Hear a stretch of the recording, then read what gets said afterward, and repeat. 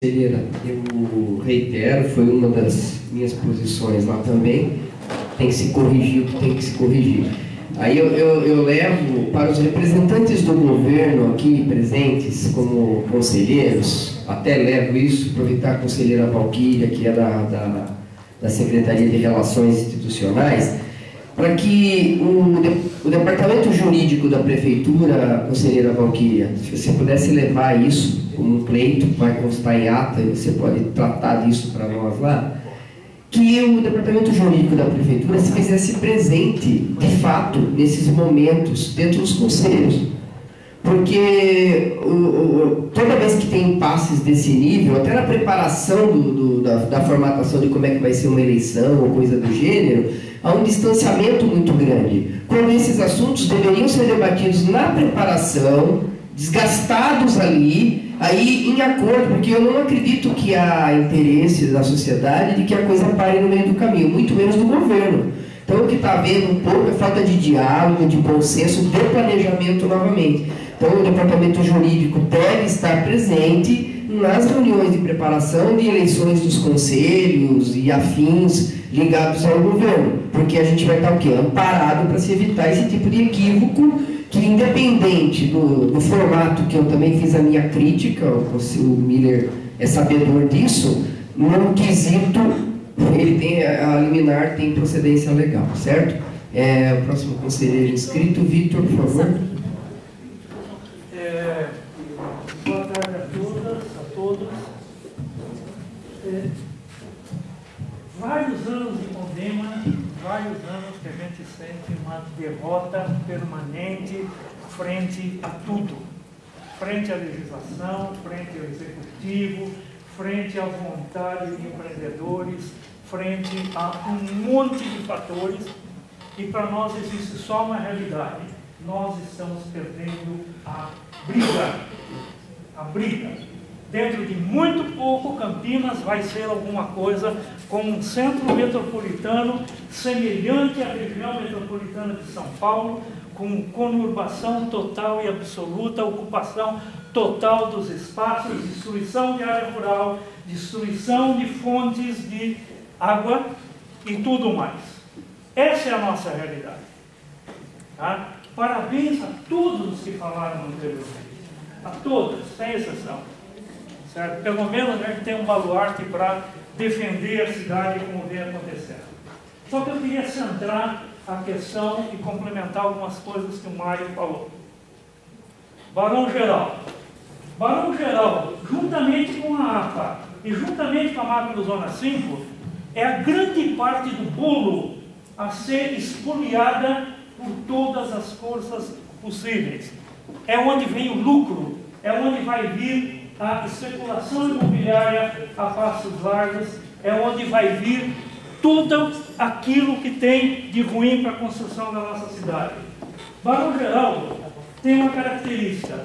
Nós temos um conselho de cidadãos que discute há vários anos a região.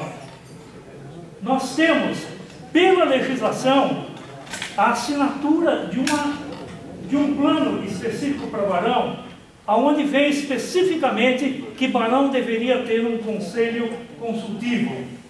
Há anos que a gente tenta retomar esse conselho consultivo e não consegue. Sempre existe algum empecilho para que se faça isso aí. Como é que chama a nossa secretaria?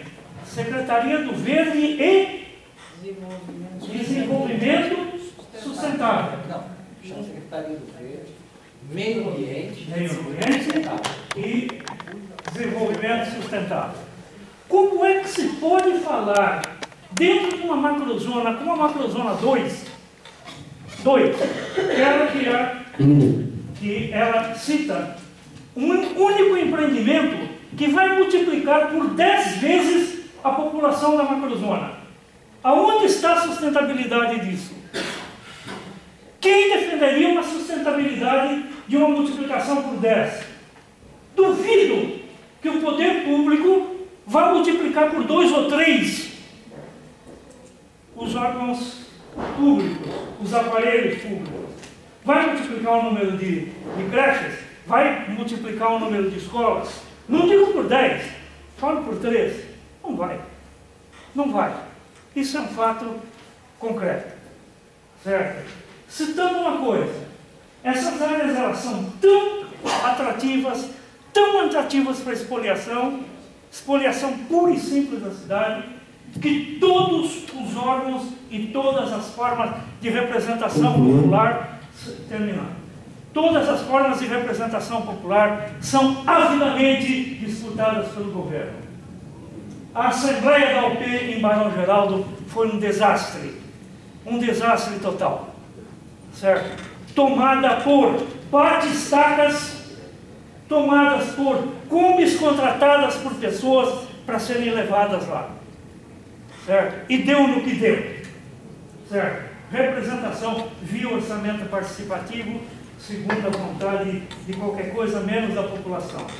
Terminando para encerrar, Mackenzie, Scófaro, 2000, no Santander, quando nós conseguimos controlar, terminando, quando nós conseguimos controlar a ocupação do Santander para no máximo 120 pessoas, são bons exemplos do que é que nós estamos levando pelas costas, certo? Deliberações do Condema, como foram citadas, citem nos últimos 10 anos quantas negativas do Condema foram respeitadas pelo Executivo. Obrigado, conselheiro. Aproveitando, deixa, doutor André, o Leandro, por favor, Leandro.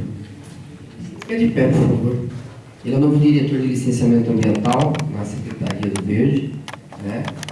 Com a reestruturação que teve lá. E aí eu aproveito, porque eu acho que a gente encaminhou, inclusive, o ofício, doutor, para ajudá-los, né? A equipe inteira? Então, toda a equipe aí, por favor. Se todo mundo conhece, é deles que a gente vai cobrar e apoiar e ajudar quando for necessário também da nossa parte, né?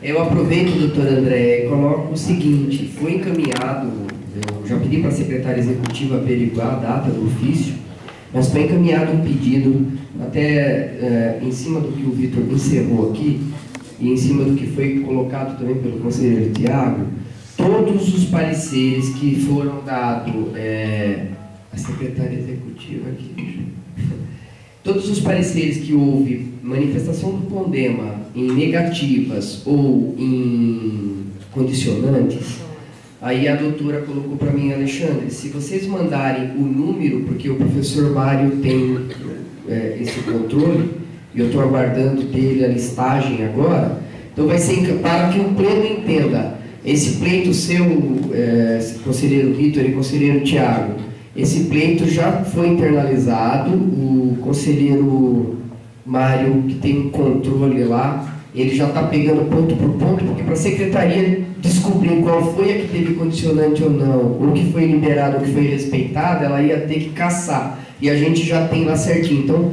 isso está sendo feito e nós devemos ter uma resposta técnica da secretaria, inclusive no sentido, Tiago, daquilo que você colocou. Se houver necessidade de se fazer e se lutar por uma revisão de legislação, no sentido de se garantir que condicionantes como o EIVE, por exemplo, que nós não podemos colocar dentro da lei do meio ambiente, mas estamos pleiteando com o decreto do prefeito Jonas, já fizemos esse encaminhamento para ele, inclusive, né? Para que a Câmara Legislativa, ou quando de origem do Executivo, haja revisão de legislação e a gente possa ter atendido essas demandas e corrigido uma contextualização do que a lei deve preconizar em razão da realidade que nós vivemos nas cidades hoje. Só para esclarecer. Só um complemento sobre pois não. Isso para o passado. A partir da reunião que a gente teve específica sobre esse assunto, a Comissão de Análise do Território, nós já criamos um procedimento interno, liderado pelo Leandro e pela Luísa, desses processos, a gente remeter o parecer conclusivo para o Condema em PDF, assim como a gente acordou na reunião ordinária anterior, remeter o PTA em PDF para ficar mais fácil para a comissão. Tudo isso vai se sanar com o nosso processo de transparência 100%, que é o licenciamento ambiental online. Quando ele tiver 100% implementado, não vai ter mais problema, porque todos os conselheiros vão poder verificar todos os documentos do licenciamento ambiental no momento que desejar. Obrigado. Conselheira, desculpe, Sabrina.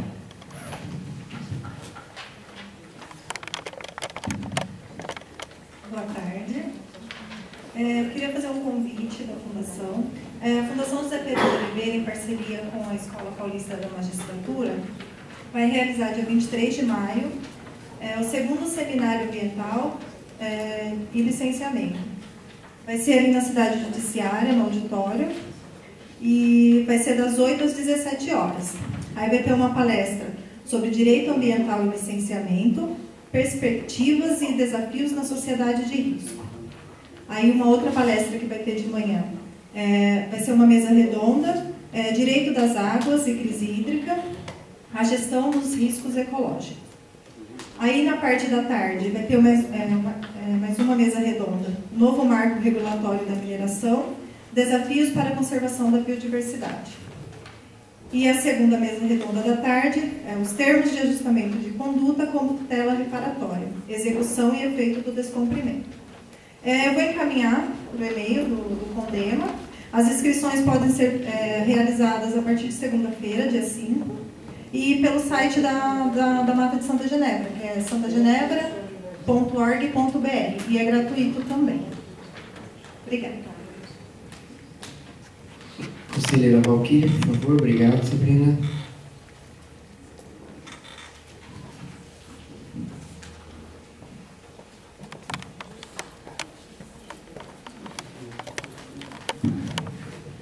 Boa tarde a todos. Eu queria pedir, eu acho que pela quarta ou quinta vez para a presidência, como eu já pedi inclusive para a Secretaria Executiva, que quando foi a questão do encaminhamento do gabinete do prefeito para esse conselho, eu pedi que fosse feita a leitura da lei.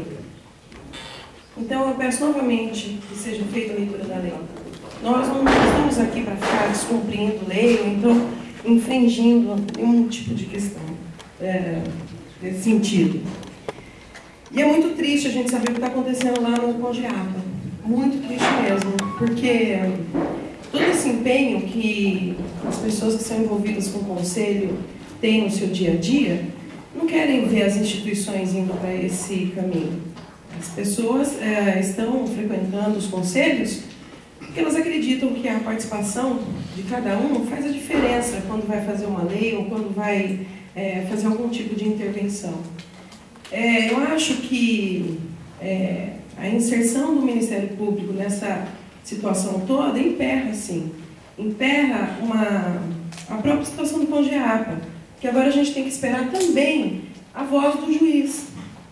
Então, essa intervenção desnecessária, que eu acho que as pessoas que estão lá poderiam ter tido essa discussão e chegar num consenso, não houve. E muitas vezes a falha disso tudo é na forma que uma comissão eleitoral é constituída, porque criam tantos óbices para a não participação das entidades que umas se sentem relegadas a uma situação de não participação que acaba tentando forçar para poder participar. E isso é estreitar a democracia, não ampliar. Então, quanto mais gente tem interessada e quanto mais mecanismos a gente faz para que as pessoas possam participar, essa função que a gente tem que ter, ampliar a participação e não reduzir. E quanto aos fóruns de discussão, o Interconselhos ele nunca existiu. Ele existiu uma lista de comunicação que quem é a mediadora é a Paola do AP.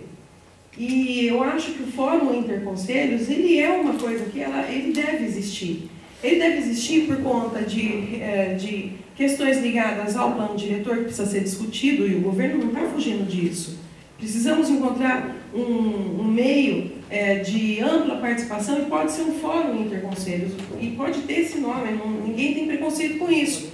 Mas a gente precisa começar a entender a prioridade dos outros conselhos. Olha, foi dito aqui que o prefeito Jonas é culpado de ter demitido as pessoas do Cândido Ferreira, mas foi o Conselho de Saúde que forçou a situação, para que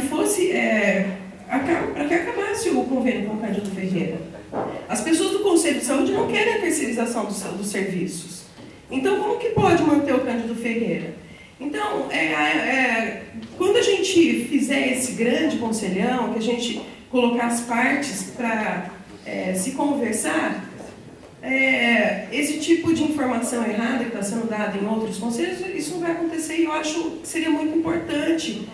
Talvez o conselheiro Mariante vir aqui e expor o que é que o Conselho de Saúde pensa em relação à contratação do Cândido. Mas, enfim, eu vou pedir novamente para a presidência para que se leia a lei. Não existe falta de lei. Existem alguns erros de interpretação, ou então, perdão, se é que existe erro de interpretação, não é? Mas eu vou pedir novamente, leiam a lei. E leiam o regimento interno também do Conselho, porque ele existe, ele pode ser ruim ou estar defasado. Ele precisa ser aprimorado, como tudo precisa ser aprimorado. Mas ninguém está aqui infringindo a lei.